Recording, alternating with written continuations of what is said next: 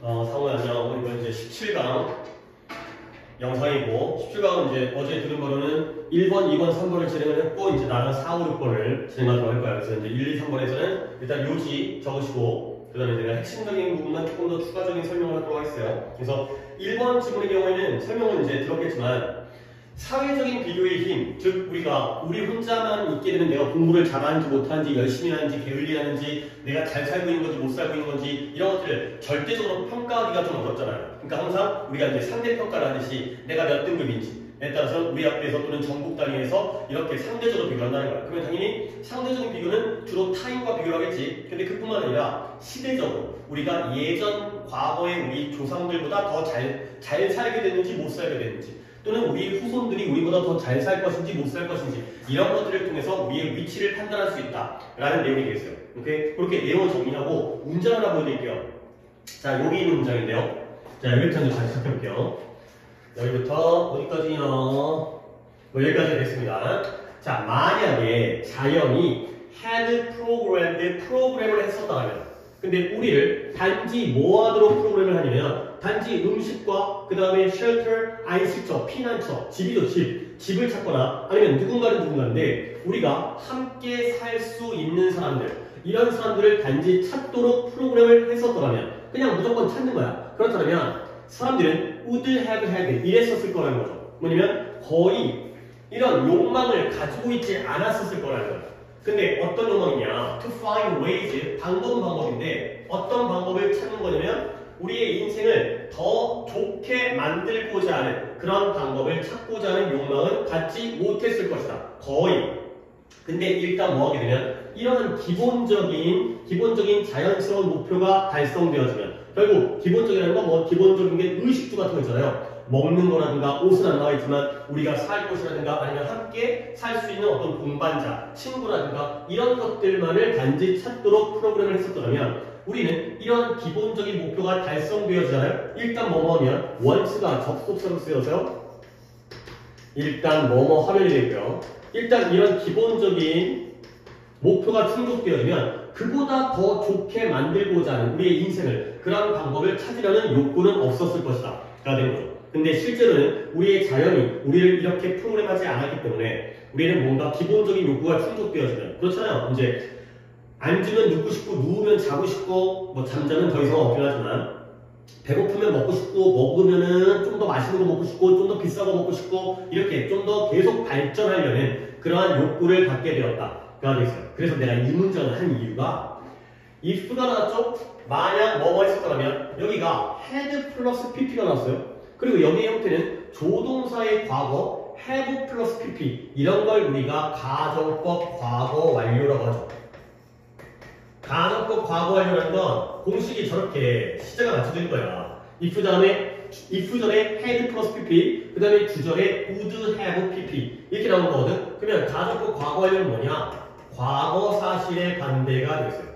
너 이런 거 좀 들어본 적 있죠? 가정법 과거는 현재 사실의 반대 가정법 과거 완료는 과거 사실 반대. 그래서 옛날에 자연이 그렇게 했었더라면 그랬었을 텐데 실제로는 그러지 않았기 때문에 실제로는 이렇게 단순하게 이러한 목적을 달성하도록 우리를 프로그램하지 않았었기 때문에 우리는 이런 욕망을 삶을 더 좋게 만들고자 하는 방법을 찾고자 하는 욕망을 갖게 되었다. 과거에가 되는 거죠. 오케이. 그 다음에 하나만 더 해드릴게. 이 플라스티시티 요 단어가 좀 중요한 단어예요. 일단 이것도 좀 단어이긴 해보면 일단 네가 이 플라스틱이라는 단어는 알고 있죠? 플라스틱이죠. 우리가 생각하는 지금 우리 같이 찾지 않기 때문에 뭐 이런 것도 있죠. 이런 것들 플라스틱 이거 마우스 그치? 그 다음에 또 플라스틱 어디지? 이거 지금 이거 레이저 포인트에 있는 이 플라스틱 이런 것들 이런 게 플라스틱이잖아요. 근데 이 플라스티시티라는 게 가소성이라는 뜻이에요. 그 다음에 이것과 반대 개념이 elasticity 얘가 탄력성이라는 뜻이에요. 근데 이 개념을 좀 기억을 잘 하셔야 되는 게 뭐냐면 플라스틱을 한번 설명할게요. 플라스티시티가 플라스틱의 성질이 바로 가소성이에요. 자, 플라스틱이 딱딱하잖아. 근데 걔를 열을 가해요. 가열을 해요. 그럼 어떻게 돼요? 녹겠죠. 그러면 어떻게 돼? 고체가 액체화되면서 유동적이 되면서 녹아가지고 모양이 바뀌겠지. 그런 다음에 그걸 다시 식혀요. 가열시켰다가 녹였다가 다시 식히는 거야. 그러면 플라스틱의 모양이 바뀐 상태에서 다시 되돌아오냐 아니면 바뀐 상태를 유지하냐. 요게 바로 가소성이야. 즉 플라스틱을 갖다가 뭐 예를 들어 네모나게 생긴 플라스틱을 녹여가지고 동그랗게 만들었어요. 그러면 이 상태로 식히게 되면 얘가 다시 고정되어지죠. 다시 되돌아오지 못하죠. 그게 바로 가소성이에요. 그러면 탄력성은 뭐냐? 공을 쏠게요. 공을 갖다가 뭐 풍선이라든가 공 같은 공을 갖다가 동그란 공을 힘을 손가락을 줘가지고 눌렀어요. 그러면 움푹 들어가겠지? 그러다가 이 힘을 뺐어요. 힘을 갖다가 얘 제거하는 거지. 그럼 어떻게 돼요? 공이 움푹 파인 상태로 유지해요? 아니면 다시 돌아와요? 돌아오죠. 이게 바로 탄력성이에요. 결과적으로 여기까지가 가소성인 거고요. 이 상태로 머물러 있는 것. 플라스틱이 녹았다가 모양이 바뀐 다음에 열을 제거하게 되면 다시 원래대로 돌아오지 않는 것. 근데 여기서 다시 원래 모양대로 되돌아오는 것. 이걸 갖다가 우리가 탄력성이라고 하는 거죠. 탄력성이라는 말 정도는 우리가 평소에 안 하니까 가소성이라는 말이 어려운 것 뿐이지 탄력성을 안 하니까 결국 그러면 네가 이제 어떻게 생각을 해야 되는 거냐. 가소성과 탄력성 중에서 결론적으로 원래 모양과 달라지게 되는 변화를 일으키는 건 어떤 성질이에요? 그러니까 원래는 네모였지? 근데 가소성이라는 건 동그라미가 된 다음에 더 이상 안 들어가지. 결국 바뀌었죠. 오히려 가소성이 얘가 변화한다라는 거예요. 바뀐 다음에 그 상태를 유지하니까. 근데 탄력성이라는 건 우리가 탄력적이라는 건 계속해서 뭔가 만질수록 들어갔다 나왔다 변하는 것 같지. 하지만 탄력적이라는 건 원래 제자리로 다시 돌아온다는 거죠. 결국 결과적으로 과정은 바뀌었지만 결과적으로는 안 바뀌는 상태. 요런 개념이에요. 좀 우리의 일상적인 개념과는 좀 다르기 때문에. 근데 elasticity 안 바뀐다 이 개념보다는 가소성이라는 개념이 잘 바뀔 수 있다라는 성질이라는 거. 이게 두뇌의 가소성이라는 게 굉장히 많이 나오는 소재거든요. 우리 뇌가 한번 바꾸면 이런 거야. 뇌가 바뀌죠. 그래서 그러니까 여기서 공부를 열심히 해, 수학 공부를 열심히 해, 그러면 수학 공부를 잘하는 쪽으로 뇌가 바뀌어요. 그러면서 다시 수학 공부를 잠깐 안 했다고 해가지고 원래 바보 상태로 돌아오는 게 아니라 그 수학을 잘하는 똑똑한 상태로 머물러 있어요. 그리고 또 공부하면 또 똑똑해지고 더 똑똑해지고 그렇게 바뀌는 거죠. 근데 맨날 게임만 해. 그러면 게임을 잘하는 머리 상태로 바뀌죠. 그리고 그 상태로 고정되는 거예요. 그 상태에서 다시 공부를 하게 되면 공부가 어렵겠죠. 그게 바로 뇌가 바뀐다. 뇌가 변하는 성질이 있다. 가소성이 되겠어요. 플라스티시티는 중요한 단어니까 알아주시고요. 질문 하나를 조금 너무 오래 했어요. 했던 거를. 자, 두 번째 볼게요. 얘는 2단계예요. 2단계. 우리가 공포에 대해서 단계적으로 반응을 한다는 거거든.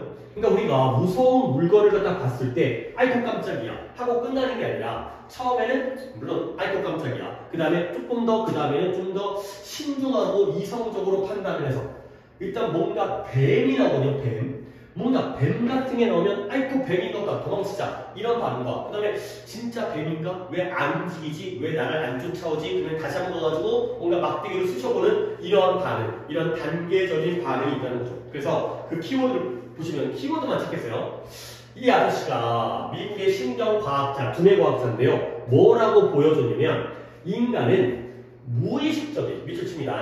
무의식적인 위험 탐지 장치가 있다는 거예요. 이것이 다가오는 정보를 평가해요. 근데 뭐 하기 전에 그것이 그런 위험 탐지기가 어디에 의식적인 인식에 도달하기 전에. 그래서 요게 바로 두 단계가 되겠어요. 우리는 어떤 다가오는 정보를 갖다가 평가할 때 size업이라는 게 평가하는 거거든. 크기를 재는 거예요. 평가할 때 처음에는 무의식적인 위험 탐지 장치라는 A를 사용하고요. 그 다음 단계로서 의식적인 인식이라는 걸 사용하는 거예요. 그러니까 약간 느낌이 뭐야. 먼저 A를 쓴 다음에 두 번째로 B를 쓴 거는 A가 좀 더 감정적이고요. 직관적이고요. 본능적이고요. 그 다음에 약간 성급해요. 근데 B가 좀 더 이성적이고요. 계산적이고요. 합리적이고요. 좀 더 신중해요. 이런 단계를 거쳐서 위험을 판단한다는 거죠. 아니 그러면 A가 좀 성급하니까 A가 나쁜 거네? 아니죠. 뭔가가 다가올 때 제가 뭘까를 신중하게 평가하다 보면 잡아먹혀요. 또는 찔려 죽어요. 그러니까 우리는 뭔가 자동차가 보여. 그러면 어떻게 일단 피하고 보는 거야. 그 자동차가 나한테 다가오고 있든 딴 데로 가고 있든 일단 움찔 피하고 봐야지 나중에 나 혼자 바보 같은 짓거리에서 아이고 쪽팔려 하더라도 살아남을 수 있기 때문에 이걸 먼저 빠르게 판단한 다음에 그리고 나서 신중하게 해야지 더 생존의 가능성이 올라가겠죠. 그 다음에 또 키워드가 just 그리하여 뭐가 좋은 거냐? 2차적인, 그러니까 봐봐요. 여기 있는 무의식적인 분석은 매우 빨라요. 이거 A죠. 그 다음에 상당히 조잡해요. 그리고 실수를 할 수가 있어요. 성급하다 보니까. 그러다 보니까 결국에 2차적인 세부적인 처리 시스템이 필요하다는 거죠. 그러면 2차적이에요? 세부적인 처리 시스템이요? A겠어요? B겠어요? B가 되는 거죠. 두 번째 시스템이 필요하다는 거예요. 그러면 이 두 번째 시스템이 첫 번째에서의 A에서의 실수를 수정할 수가 있다는 거죠. 그다음에 또 나오는데 마지막 문제가 있어요. 그래서 according to 이 리도스, 이 리도스라는 사람에 따르면 너는 일단 뭐한다? 처음에 최초에 조잡하고요. 조잡한 분석을 먼저 해요. 허술하고 대강하는 조잡한 분석을 이걸 먼저 하죠. 이 막대기에 대해서 막대기를 뱀으로 착각한 거였거든. 근데 그걸 무의식적으로 하죠. 이게 바로 A의 특징이죠. 그 다음에 그 다음에 뒤따라 나오는 게 뭐냐? 좀 더 세부적이고 그 다음에 의식적인 분석. 이게 바로 B가 되겠습니다. 우리가 어떤 두려움, 위협적인 정보를 판단하거나 평가할 때는 이런 A와 B라는 과정을 거친다가 되겠습니다. 오케이, 이건 이렇게 보시면 되고요. 그 다음에 3번이 뭐였지? 자, 평생 학습을 통한 문제 해결 능력 향상이 되겠어요. 이거가 조금 어려운데 일단 요지 한번 적어놓으시면 내가 간단히 설명하겠어요.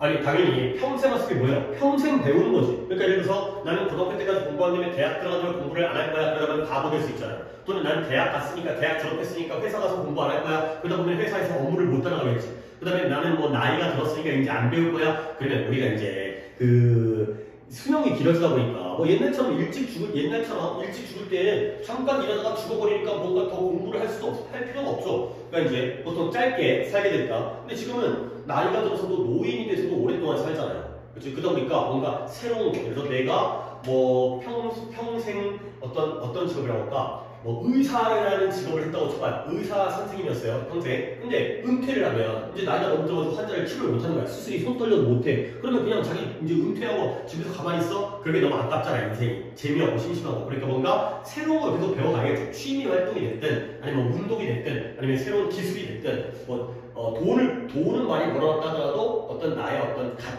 자아 실현을 위한 그런 걸 배워야겠죠. 평생 학습 당연히 좋은 거야. 근데 한 가지만 배워서는 안 되고 여러 가지를 배워야겠죠. 하나에만 깊게 파는 것도 중요하긴 하지만 다분야를. 근데 그렇다고 해서 다분야를 공부한다고 해서 아니 의사 선생님이 예를 들어서 은퇴한 다음에 법률을 공부했다고 쳐봐요. 그랬다고 해가지고 변호사 시험 봐서 변호사가 되기는 힘들겠죠. 모든 분야에 완전 개천재가 아니란 모든 분야에 완벽한 전문가가 될 수는 없어요. 그러면 결국 왜 다분야를 해야 되냐? 어차피 내가 그 전문가보다 못할 텐데 내가 이걸 공부하고 배우잖아요. 그러면 뭘 하게 되면 나의 한계를 알게 돼요. 그러니까 내가 의사 선생님이었는데 의술을 은퇴를 하고 이제 치료 안 해, 병원 안 다녀. 그런 다음에 내가 법률을 좀 공부했어. 어렵구나. 역시 이럴 때에는 전문적인 법률 변호사에게 의뢰를 해야겠구나. 상담을 받아야겠구나. 어디까지는 내가 하고 어디부터는 남의 도움을 받아야 될지 이런 것들을 또 명확하게 평가할 수 있다는 거죠. 내가 뭔가를 좀 알아야 가서도 물어보고 질문하고 도움을 받을 수 있다. 그러니까 결국 평생 학습을 통해서 다양한 분야를 공부를 해야 된다. 그러면 문제 해결 능력이 향상된다. 라는 내용이고요. 그러면 이제 조금 골라서 interdisciplinary 이런 단어가 굉장히 중요한 단어예요. 이 단어 안에 뭐가 포함되어 있냐? 여기부터 이야기를 시작합니다. 네가 discipline이라는 단어를 아직까지 안 들어보고 안 해오고 있다면 이건 좀 문제인 거예요. 그치?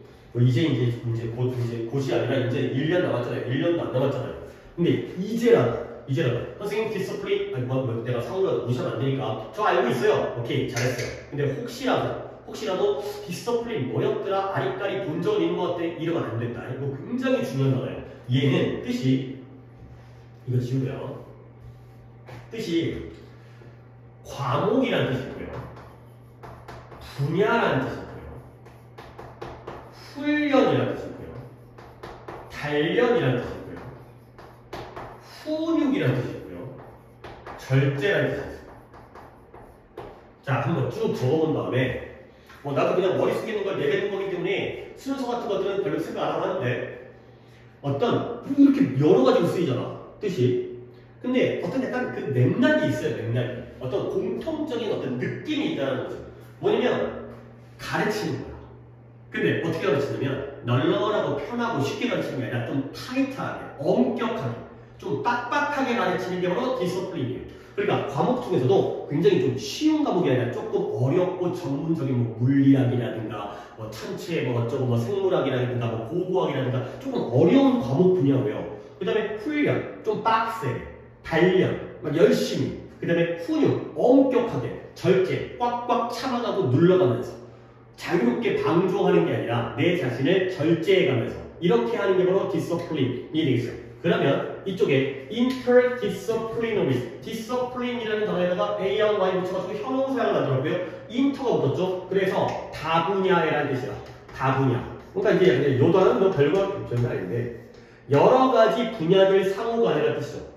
그래서 여기 평생학습자는 또한 종종 뭐다? 다분야적인 사상가이다. 사상 생각하는 사람이다. 결국 평생 동안 배우는 사람은 한 분야만 생각하는 게 아니라 여러 다양한 분야를 생각하는 사람이다.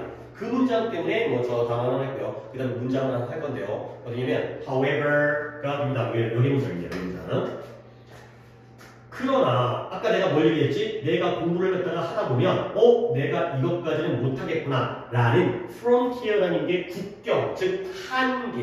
국경이 뭐예요? 넘어가면 안 되는 선이죠. 넘어가면 북한 넘어가면 안 되는 거 아니야? 국경을 넘어가면. 그래서 그러한 스스로 인식되어진 내가 내 한계를 인식하는 거야. 그래서 그러나 그러한 스스로 인식되어진 한계가 또한 뭘 드러내냐면 뭘 리딜 보여주냐면 언제 협력이 요구되어질지. 알겠어요? 내가 여기까지가 나의 한계구나. 그러면 협력해야 돼. 협력이란 건 뭐예요? 다른 사람과 함께 힘을 합쳐서 도움을 받는 거죠. 언제 협력이 요구되어지는지. 그리고 이 문장이 however 이건 지우겠습니다. 그리고 언제가 가장 좋은지. 뭐 하는 게 좋은 거죠? 다른 사람의 리드, 이끄는 것, 다른 사람의 지도를 따르는 것이 언제가 제일 좋은지 이런 것들을 드러낸다가 되는 거죠. 그래서 다양한 분야를 평생 동안 공부하다 보면 그걸 완벽하게 내 걸로 만들 수 없어. 어떤 인간이 모든 것들을 다, 모든 지식을 다 섭렵할 수는 없잖아요. 하지만 하다 보면 나의 한계를 알게 되거든. 그러다 보면 이제는 남과 협력을 해야겠다. 남의 도움을 받아야겠다. 그리고 어떨 때는 남이 하자는 대로 따라가야겠다. 이런 것들을 드러내주는 긍정적인 역할을 한다. 결국 평생 학습이 필요하다. 모든 걸 다 알지는 못하더라도 이런 역할을 한다. 가 되겠어요. 자, 여기까지가 이제 학교에서 수업했었던 지문이 되고요. 그 다음에 이제 우리끼리 진행해야 되는 내용들 갖다가 진행하도록 하겠습니다. 자, 4, 5, 6번을 하겠죠. 4번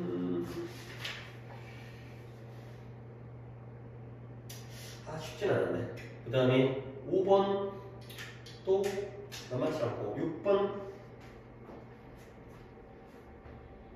또 만만치 않고 뭐 다 남아있는 게 그러니까 나 선생님이 그러니까 학교 선생님이 어려운 거를 갖다가 수업을 하시고 쉬운 거를 남겨둔다더니 또 17만 원 오니까 그렇지 않아요.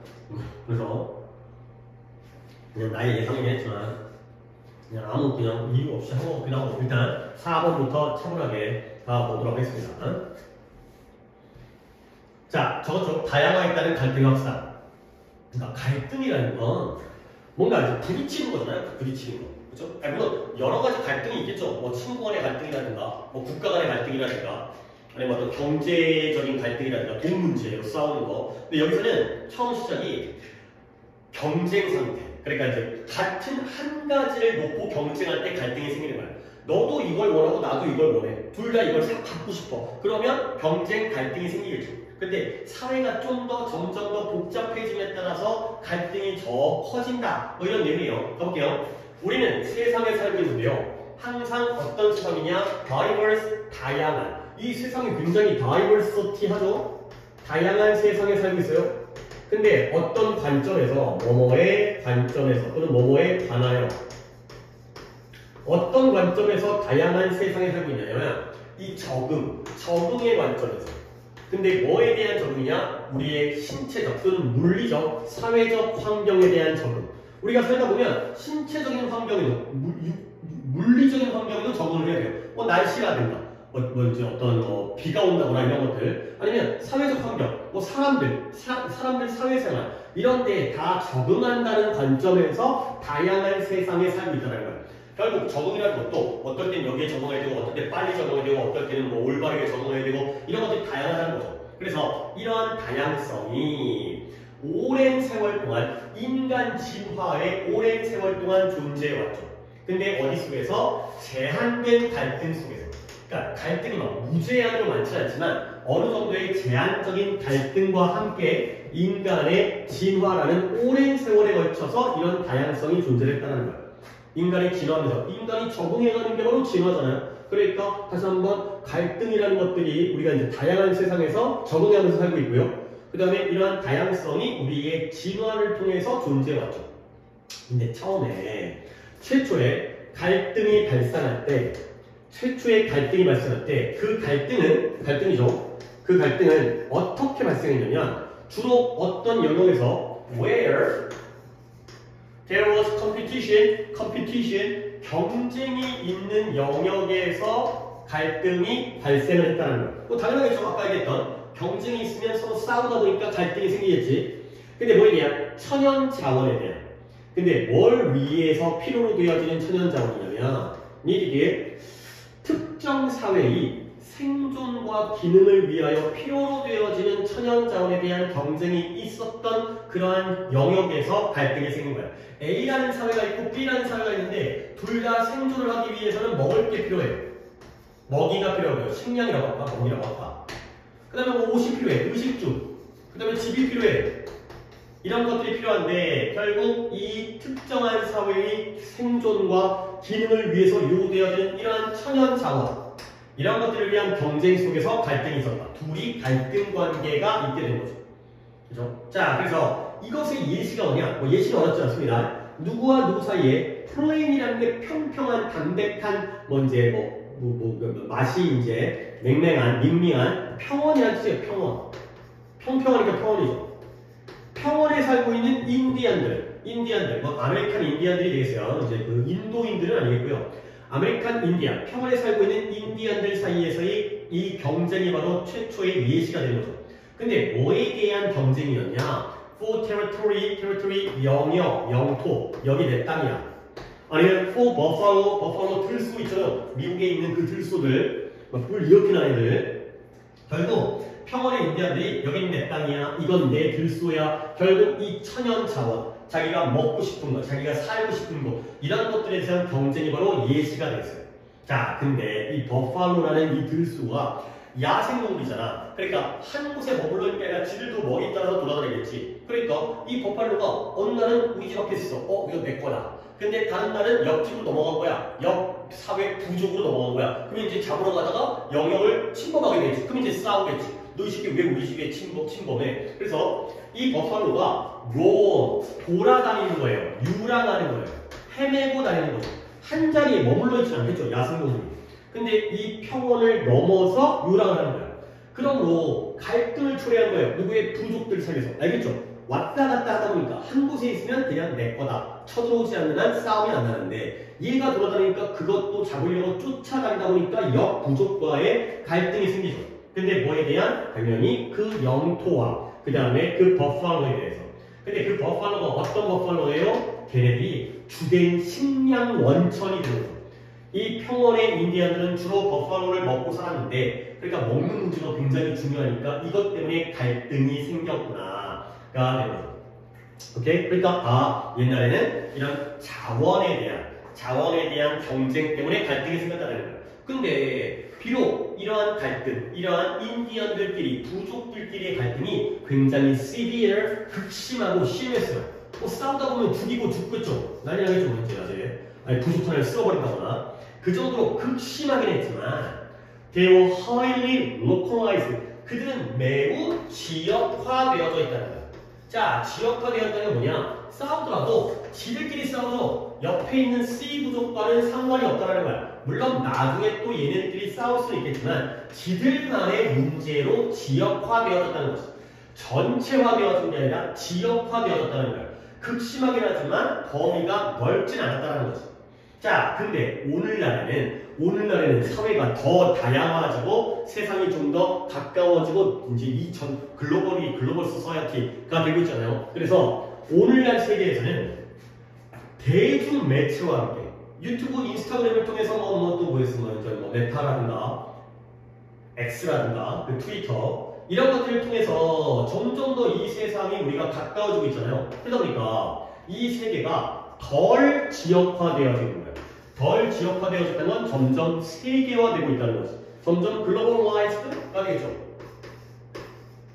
하나의 세계화가 돼. 덜 지역화되어졌다는 건 커다랗게 하나의 세계화가 되어지고 있다. 오케이? 그리고 전체적으로 세계화가 되었지만 여전히 다양성을 유지하고 있어. 넓어지고 있어서 다 똑같아지는 게 아니라 또 그 안에서도 다양성이 존재를 하죠. 그럼 어떻게 했어요? 점점 더 갈등이 지역화가 아니라 점점 더 갈등이 세계화가 되어지는 거예요. 그러니까 우크라이나랑 러시아가 싸우는데 그들만의 싸움이 아니라 뭐 유럽이든 미국이든 아시아든 여기저기다가 다 영향을 미치는 거지. 그들의 갈등이. 그래서 결과적으로 다양화되다 보니까 결과적으로 문화는 문화인데 많은 문화인데요. 다양한 가치를 가지고 있는 많은 문화들. 근데 as with가 뭐뭐처럼의 뜻입니다. 뭐처럼? 이런 평원의 인디언들도 평원의 인디언들도 A 부족, B 부족이 서로 가치관이 달랐겠죠. 똑같은 부족이면 한 부족이지. 서로 달랐으니까 싸우고 갈등이 생겼을 거 아니야. 결국 이 평원의 인디언들처럼 다양한 가치를 가지고 있는 서로 다른 가치를 가지고 있는 다양한 문화가 have come into contact 접촉을 하게 된 거예요. 그리고 점점 증가시켰죠. 뭘 증가시킨다? 잠재적인 오해와 갈등에 대한 잠재력을 증가시켰다가 된 거죠. 그러니까 물론 얘네들도 서로 다른 가치관을 가지고 있지만 오늘날의 매스미디어를 통한 다양한 사회는 점점 더 자주 만나. 맨날 인터넷에서 외국 사람과 소통하고 그러면 오히려 더 자주 만나는데 서로 다르잖아. 그러니까 더 많은 오해와 갈등이 생기게 되는 그런 상황이 되겠어요. 그러니까 내용을 다 간단하게 정리하면 옛날에도 갈등이 있었지, 그리고 오늘날도 갈등이 있지, 근데 그 갈등이 좀 더 심화되었고요. 좀 더 커졌어요. 그리고 좀 더 큰 문제를 일으킬 수 있는, 더 좀 복잡해진 이런 상황이 되겠습니다. 자, 그 다음에 17-5 조금 지금 시간 관리를 해야 될 게 있어서 얼마나 되고 있는지 잠깐만 되게 내가 빠르게 진행하겠네요. 거의 이제 27분, 30분, 물론 우리가 이제 영상은 훨씬 더 압축되어 있기 때문에 이걸 너랑 만나서 하게 되면 보통 이제 1시간 반 걸릴 거가 한 1시간 정도, 50분 정도 영상을 찍게 되는데 얘는 조금 어떤 논리가 어렵다기보다는 그냥 내용 파악을 잘 하시면 돼요. 학교의 기술 도구 이용에 대한 통제, 그러니까 간단히 얘기해서 학교에 그 태블릿 PC 패드 같은 거 공용 패드 있나? 학교에서 쓰는 거, 학교에서 쓰는 거. 학생들한테 이제 학생들 사용하는 자기 개인 거 사가지고 아이패드 사가는 거 말고 학교에서 갤럭시 같은 거 나눠주는 거. 근데 그런 것들을 이제 수업 시간에 그런 뭐라 그래? 이제 교구, 이제 수업 자료, 수업 도구로 사용하잖아. 근데 거기에 대해서 그 태블릿 PC가 당연히 이제 그런 스마트 장치가 인터넷이 접속이 되잖아. 그러다 보니까 학교에서 그런 것들을 이용에 대해서 통제를 한다는 거죠. 야, 너네 맘대로 써. 그러면 애들 뭐 부셔먹고 잊어버리고 그다음에 이상한 거 뭐 나쁜 거 보고 막 게임하고 앉아있고 이럴 거 아니야. 그러니까 어느 정도는 통제가 필요하겠죠. 학생들에 대해서. 거기에 대한 내용인데요. 각자 입장들이 달라요. 그러니까 이제 등장하는 대상들, 학교에는 누가 있어? 학생도 있고, 선생님도 있고, 교장선생님도 있고, 학교는 안 다니지만 학부모들도 있을 거 아니에요. 우리 아이들의 교육을 걱정하는 그 사람들에 따라서 어떤 식의 관심과 걱정을 가지고 있고 통제를 바라는지. 내가 좀 말이 많았지. 가볼게요. 디지털 시민권. 디지털 시민권이 뭐예요? 인터넷에서 우리가 하나의 시민으로서의 역할을 하는 거예요. 디지털 지도력. 인터넷에서 내가 남들을 갖다가 이끌고 인플루언서 있잖아요. 유튜버라든가 구독자 많은 그런 사람들이 리더십을 가지고 있잖아. 그 다음에 빅데이터 알고 있죠? 엄청나게 많은 데이터들. 그 다음에 인터넷 안전, 그 다음에 사생활 이런 것들. 여기까지의 이 나열. 하나, 둘, 셋, 네 5개가 토론의 목록 중에 가장 위쪽에 있다는 거예요. 결국 이런 것들이 우리의 토론의 아주 중요한 문제가 되는 거죠. 위쪽에 있습니다. 목록 중에서. 근데 뭐에 대한? Media Literacy Educator, 교육자는 교육자인데 Educator, Media Literacy, 미디어 문해력이죠. 지금 요즘에 문해력이라는 문제가 굉장히 중요한 문제죠. 문해력이 원래는 글자를 읽고 쓸 줄 아는 능력이에요. 근데 요즘에 솔직히 우리 한글은 워낙 과학적이다 보니까 한글을 읽거나 쓰지 못하는 사람은 외국 사람 말고 거의 없죠. 글자 다 읽잖아. 근데 그 글의 내용을 이해하는 능력까지를 요구하죠. 문해력이 부족하다. 뭐 이런 말 들어봤잖아요. 뭐 그런 거 있어요. 이제 뭐 중식 제공 이런 말 들어봤을 것 같은데 중식 제공한다니까 왜 중식을 주지? 저는 한식 먹고 싶어요. 이런 이친 뭐 이런 거죠. 이런 것들이 문해력이 없어서 발생하는 문제죠. 그러니까 매체, 이런 인터넷과 같은 매체를 어떻게 하면 잘 활용하고 이해하고 활용할 수 있는지가 바로 미디어 리터러시가 되겠어요. 이런 것들의 교육자에게 이런 문제들이 가장 상당히 있어요. 자, 이제 첫 번째 등장합니다. 선생님들. 학교 선생님들이 직접 아이들을 현장에서 가르치시는 선생님들은 걱정해요. 컨슨이라는 게 관심이 있다, 관련되어도 있지만 걱정하다. 뭐에 대해서 걱정하냐면 아이들이 규칙적으로 노출되어지는 그러한 기술의 양에 대해서 걱정하는 거예요. 애들이 맨날 스마트폰에, 애들이 맨날 게임하고, 애들이 맨날 인터넷 접속해가지고 이상한 짓거리에 이런 것들에 선생님이 걱정을 하시겠죠. 그러니까 핸드폰 뺏기도 하고 수고하기도 하고 여기가 불완전한 관계대명사 못관대가 되겠어요. 얘가 이제 못관대죠. 학생들이 그 기술에 노출되어지죠. be exposed to. 근데 규칙적으로 어쩌다가 게임하는 거 말고 규칙적으로 매일매일 노출되어지는 데이터란다. 기술의 양에 대해서 걱정을 합니다. 그러다 보니까 선생님들 또 뭐 하신다? 토론을 해요. 어떻게 하면 교실에서 이러한 기술 도구들, 패드 같은 거, 태블릿 PC 같은 거, 태블릿을 갖다가 어떻게 하면 잘 다룰지. 애들한테 나눠줘도 되나? 그 다음에 다시 걷어야 되나? 그 다음에 뭐 비번 같은 거 잠금 장치 해야 되나? 아니면 와이파이 같은 거 이제 뭐 비밀번호 걸어야 되나? 이런 것들에 대해서 논의를 하는 거죠. 선생님들이 모여가지고. 그러면 두 번째, School Administrator. Administrator면 관리자. 그러니까 학교 관리자예요. 학교 관리자가 바로 교장 선생님 같으신 분이에요. 이제 뭐 사립학교에 되면 이사장 뭐 이런 사람 있겠지. 학교를 운영하는 쪽.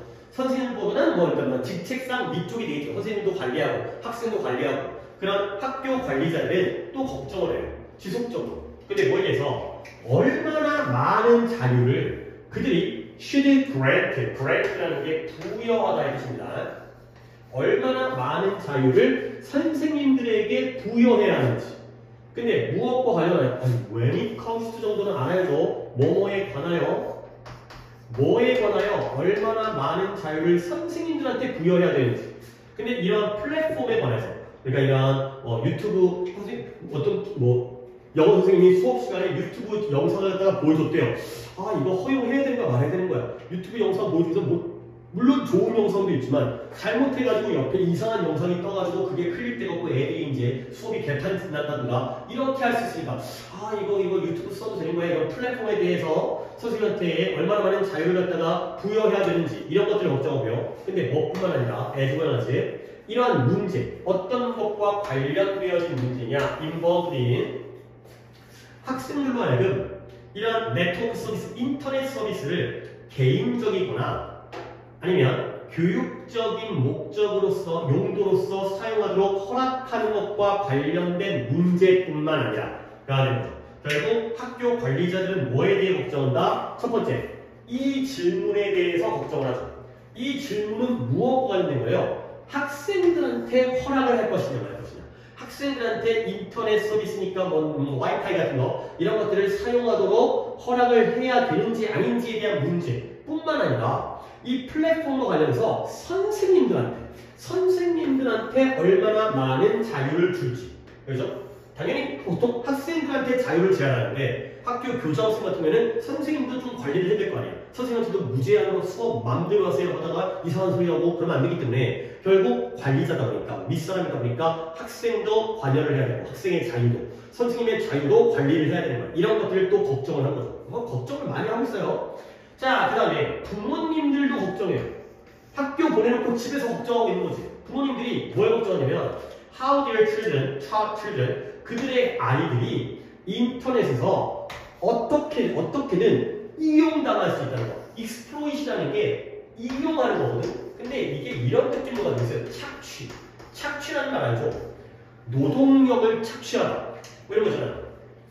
부자들이 가난한 사람들을 막 착취해, 뽑아 먹어, 이용해 먹어. 그래서 부모들은 뭘 걱정하냐면 자기 자녀가 인터넷에서 어떤 식으로 착취되어질 수 있는지에 대한 걱정을 하는 거야. 인터넷 사용하다 보니까 뭐 이제 뭐 댓글 달려가지고 뭐 이제 뭐 이렇게 애들이 뭐 몹싸게 굴고 괴롭히고 집단 따돌림하고 이런 게 아닌가, 이런 것들을 걱정하는 거죠. 뭔가 학교 수업에 인터넷 같은 태블릿 PC를 사용하다 보면 이런 인터넷과 관련되어 있는 뭐 이런 뭐 유튜버 관련되어 있는 이런 문제점들이 생긴다는 거지.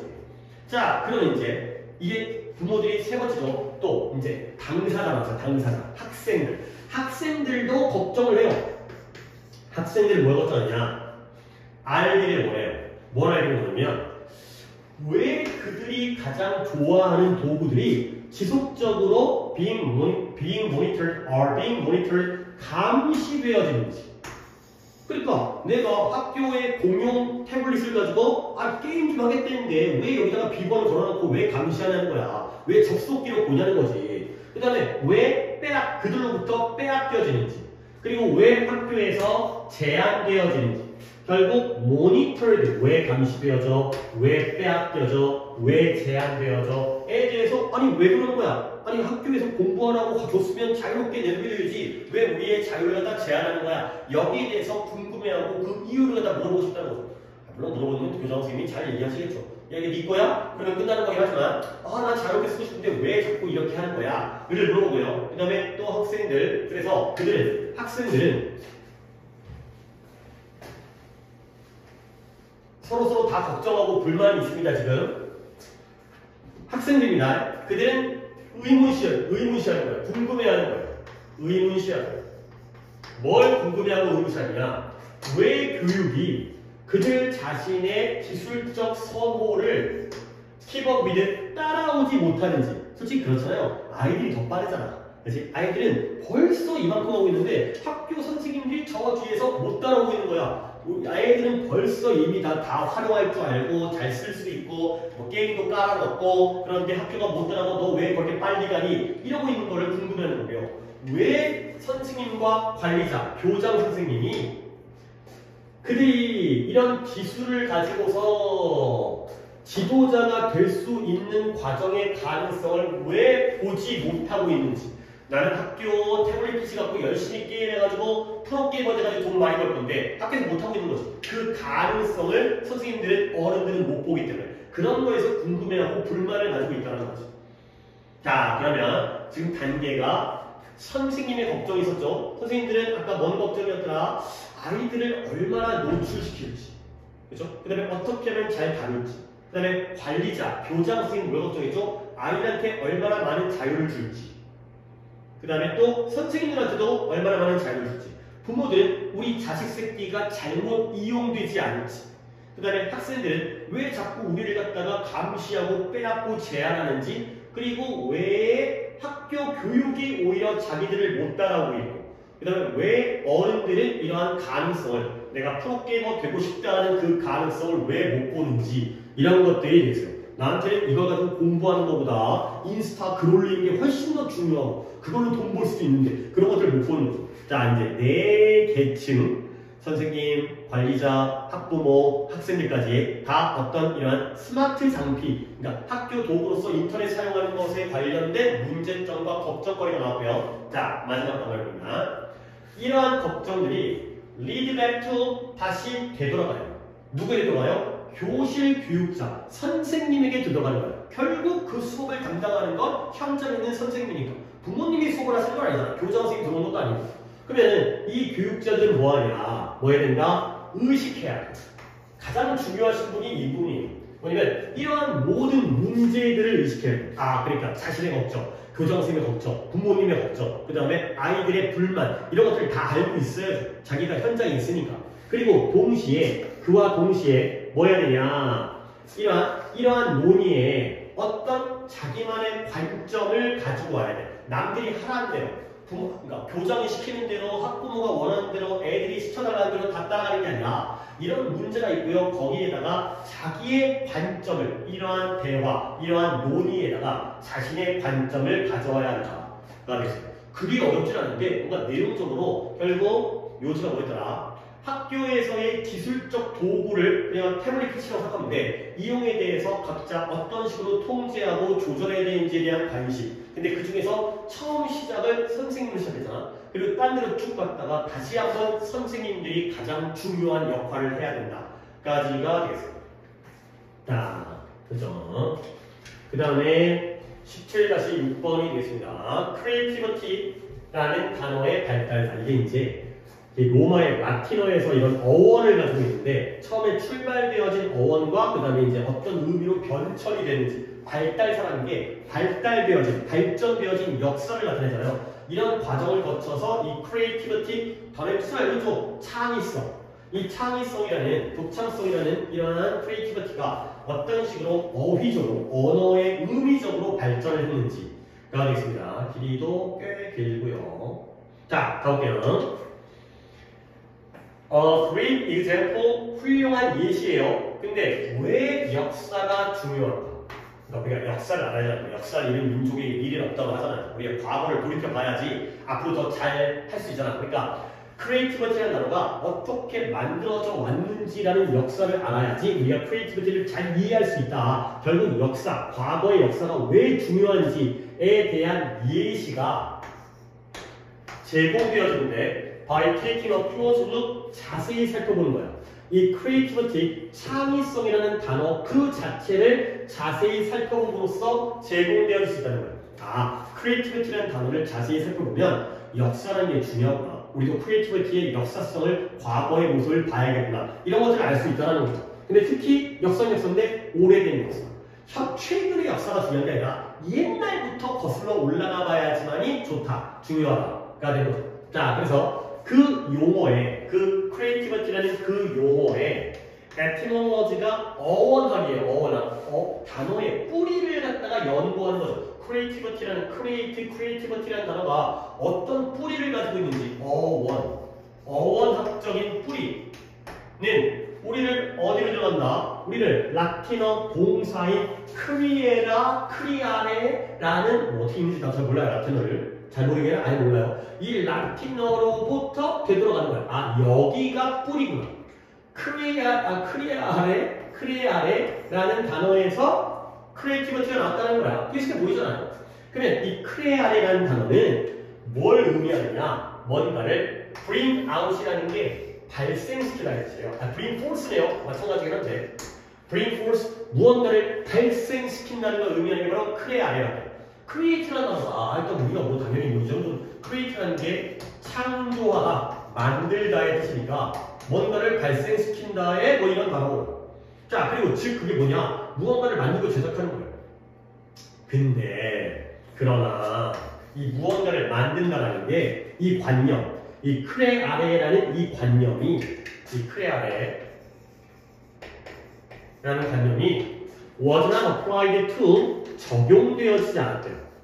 근데 어디에? 인간의 창의성에는 수백 년 동안 적용되지 않았다는 거예요. 인간이 창의적이면 인간도 뭔가를 만들어냈는데 이 만들어낸다라는 이 관념이, 이 노션이 왜 인간의 창의성에는 적용되지 않았냐면 그 대신에 이 만든다, 크리에이션이라는 개념은 무엇과 관련되어 있을까? 신과 관련되어 있었다는 거예요. 그리고 자연의 생성적, 뭔가를 만들어내는 생성적인 힘에 관련되어져 있었다는 거죠. 그 혹시 이게 좀 약간 배경 스토리를 알아야 되는데 우리가 고대가 있고요, 중세가 있고요, 그 다음에 근대가 있고요, 그 다음에 현대가 있잖아요.